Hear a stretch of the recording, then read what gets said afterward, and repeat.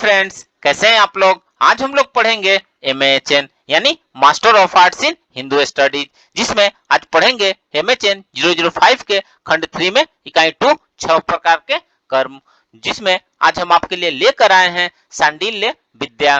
तो video start करने से पहले जो भी फ्रेंड्स हमारे चैनल पर नए आए हैं कृपया चैनल को सब्सक्राइब कर लें और बेल आइकन को प्रेस कर दें, ताकि जो भी लेटेस्ट वीडियो हमारे चैनल पे आए वो सबसे पहले आपको मिल सके। तो आइए ज्यादा टाइम को न किल करते हुए चलते हैं अपने टॉपिक पर। 6 प्रकार के कर्म में सांडिल्य विद्या के बारे में पढ़ते हैं। तो आइए वीडियो को स्टार्ट करते हैं। सांडिल्य विद्या का आचार्य सांडिल्य के द्वारा छंदोग्योपनिषद में उपदेश किया गया है कि इसलिए इसका नाम यह पड़ा। आचार्य सांडिल्य द्वारा स्पष्ट किया गया है कि अनुशासन में रहते हुए सांसारिक गतिविधियों में लगे हुए भी भक्त अपने विचारों को विभिन्न अभिव्यक्तियों के द्वारा अपने इष्ट देवता और निर्देशित करते हैं। सांडिल्य विद्या का ज्ञान हमें सिखाता है कि हम ब्रह्मांड की विशालता में लक्ष्यहीन रूप से भटकने वाली अलग अलग संस्थाएं नहीं है, बल्कि सृष्टि रूपी बुने हुए वस्त्र के परस्पर जुड़े हुए धागे हैं। इस गूढ़ तत्व को अपनाकर और इसे अपने दैनिक जीवन में लागू करके हम आत्म प्राप्ति, मुक्ति और परमात्मा के साथ अंतिम मिलन की दिशा में एक परिवर्तनकारी यात्रा शुरू कर सकते हैं। यह सारा जगत निश्चय ही ब्रह्म है।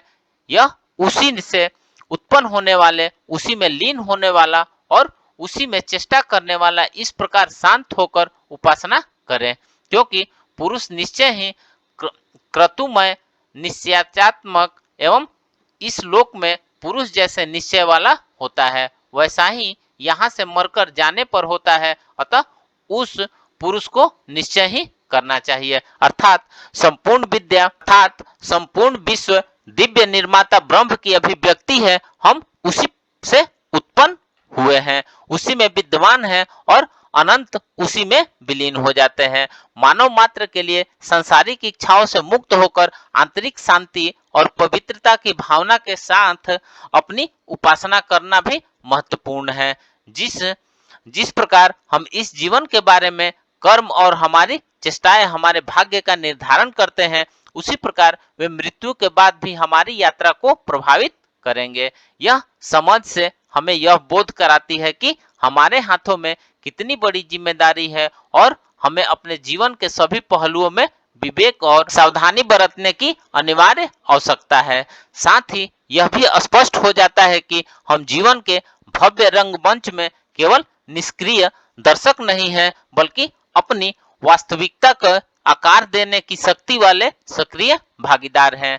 हमारी चेष्टाएं, क्रियाएं या तो हमें आध्यात्मिक विकास और ज्ञानोदय की ओर ले जाने या हमें नकारात्मक कर्म और पीड़ा के जाल में फंसा देंगे। इसलिए हमारे लिए यह महत्वपूर्ण है कि हम प्रत्येक क्षण में जागरूक रहते हुए सोच समझकर ऐसे विकल्प चुनें जो हमारे उच्च स्व के साथ संरेखित हो और सभी प्राणियों की बेहतरी में सकारात्मक योगदान दे। मनोमय प्राण शरीर, प्रकाश स्वरूप, सत्य संकल्प, आकाश शरीर, सर्वकर्मा, सर्वकाम, सर्वगंध, सर्वरस, इस संपूर्ण जगत को सब की ओर से व्याप्त करने वाला वाक रहित एवं संभ्रम शून्य है।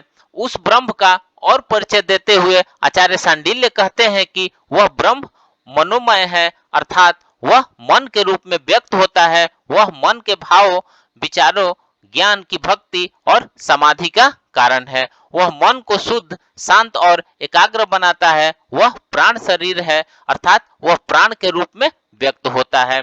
वह प्राण जो पंचवायु की नियंता है, वह प्राण को जीवन, शक्ति, स्वास्थ्य और आनंद का आधार बनाता है। वह प्रकाश स्वरूप है, अर्थात वह प्रकाश के रूप में व्यक्त होता है। वह प्रकाश के सभी रूपों का सृष्टा, पालक और संहारक है। वह प्रकाश को ज्ञान, विवेक, दृष्टि और दर्शन का साधन बनाता है। वह सत्य संकल्प है, अर्थात वह सत्य के रूप में व्यक्त होता है। वह सत्य के सभी तत्वों का निर्माता, रक्षक और विधाता है। वह सत्य को धर्म, न्याय, श्रद्धा और निष्ठा का लक्ष्य बनाता है। वह आकाश शरीर है, अर्थात वह आकाश के रूप में व्यक्त होता है। वह आकाश के सभी गुणों का धारक, विचारक और विश्रामक है। वह आकाश को शून्यता, अनंतता, अवकाश और शांति का प्रतीक बनाता है। वह सर्वकर्मा है, अर्थात वह कर्म के रूप में व्यक्त होता है। वह कर्म के सभी प्रकारों का उद्भव और संचालन और फलदाता है। वह कर्म को योग, त्याग, सेवा और भक्ति का मार्ग बनाता है। वह सर्वकाम है, अर्थात वह काम का के रूप में व्यक्त होता है। वह काम के सभी विषयों का आकर्षक, आनंदकारी और विमोचक है। वह काम को प्रेम, सौंदर्य, कला और साहित्य का स्रोत बनाता है। वह सर्वगंध है, अर्थात वह गंध के रूप में व्यक्त होता है। वह गंध के सभी प्रकारों का पादक, वितरक और आकर्षक है। वह गंध को स्वास्थ्य, शुद्धि, पूजा और भोग का साधन बनाता है। वह सर्वरस है, अर्थात वह रस के रूप में व्यक्त होता है। वह रस के सभी प्रकारों का उत्पादन, वितरक और आनंदकारी है। वह रस को भोजन, पान, रसायन और रसिकता का कारण बनाता है। वह इस संपूर्ण जगत को सब ओर से व्याप्त करने वाला है, अर्थात वह इस सृष्टि के सभी पदार्थों, जीवों, गुणों, क्रियाओं, अवस्थाओं और परिणामों को समाहित करता है और उन्हें परस्पर जोड़ता है। अब उसके आकार के विषय में बताते हुए कहते हैं कि ब्रह्म का अस्तित्व विचार सूक्ष्मतम और विशालतम दोनों सीमाओं से परे है।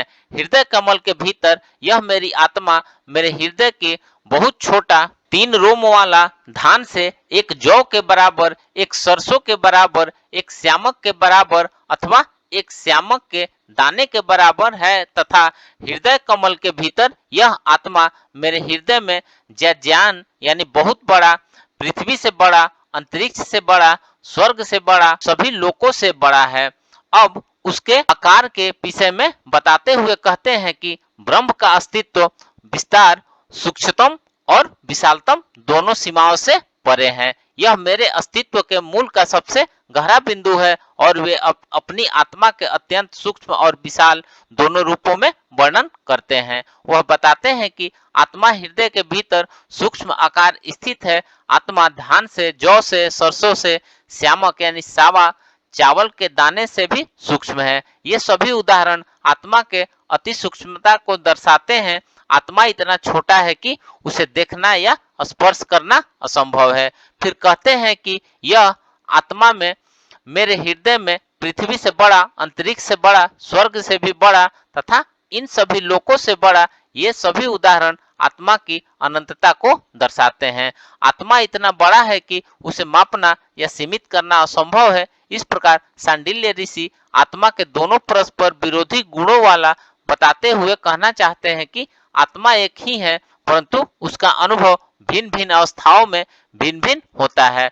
जब आत्मा शरीर और मन के साथ तादात्म्य करती है तब वह अपने को अल्प, परिच्छिन्न और दुखी मानती है, किंतु जब वही आत्मा सबसे अलग विलग होकर अपने वास्तविक स्वरूप का ज्ञान करता है तब वह अपने को अनंत, अविकारी और आनंदमय बनाता है।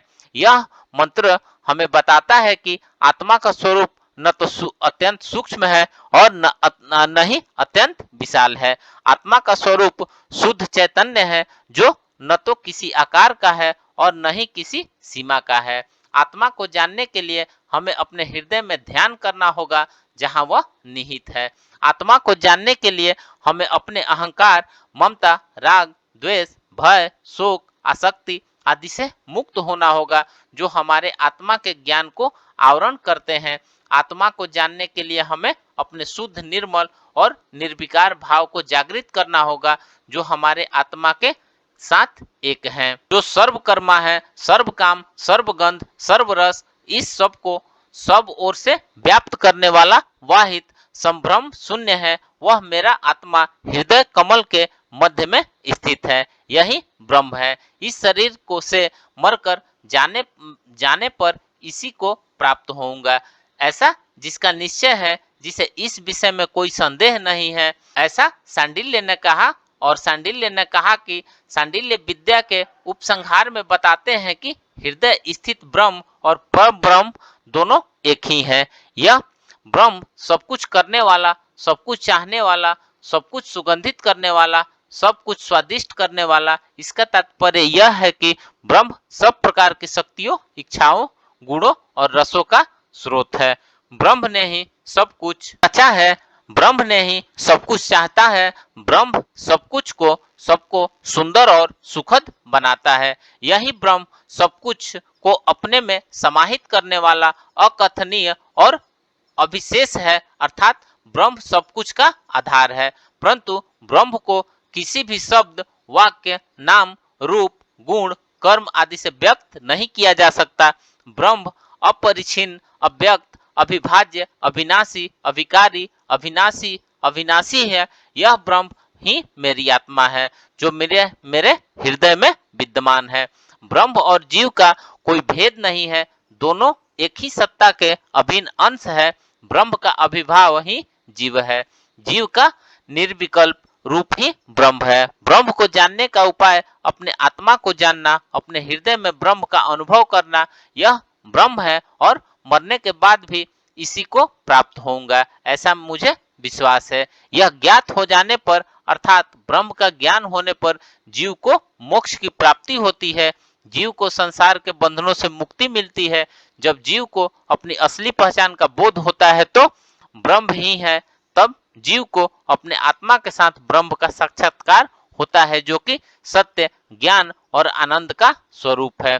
उपासनाओं से न केवल आध्यात्मिक विकास होता है, बल्कि इसके कुछ निश्चित फल भी प्राप्त होते हैं। उन फलों में कामनाओं का परित्याग करके चित्त की निर्मलता के लिए उपासना की जाती है और इसी से ब्रह्म की प्राप्ति होती है। उपरोक्त कर्मों में संलग्न होकर प्रमाता अपने मन, शरीर और आत्मा को शुद्ध करता है। ये कर्म जब ईमानदारी और भक्ति के साथ किए जाते हैं, आध्यात्मिक परिवर्तन और आंतरिक शुद्धता और ज्ञान की प्राप्ति के लिए शक्तिशाली उपकरण के रूप में काम करते हैं। तो फ्रेंड्स, इस प्रकार आज हमने 6 प्रकार के कर्म में सांडिल्य विद्या के बारे में पढ़ा। तो मिलते हैं एक नए वीडियो के साथ में, तब तक से हमारे चैनल पे बने रहिए। धन्यवाद।